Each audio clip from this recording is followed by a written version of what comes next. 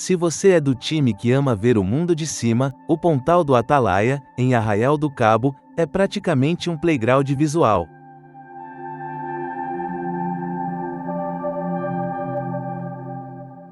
Do alto, as prainhas se revelam em toda a sua simetria natural, dois braços de areia branca se estendendo entre rochedos esculpidos pelo tempo, cercados por um mar absurdamente azul.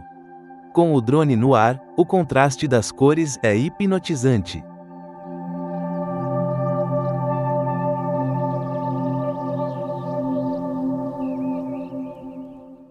Azul turquesa, verde esmeralda, branco puro e tons de pedra compõem um cenário que parece renderizado, mas é 100% real.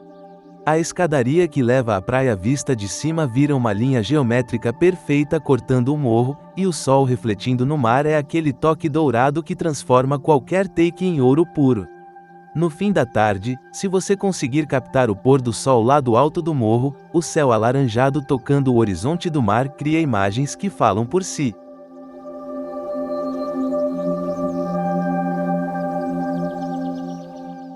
O Pontal do Atalaia não é só um destino, é uma experiência aérea que todo drone lover precisa viver e registrar.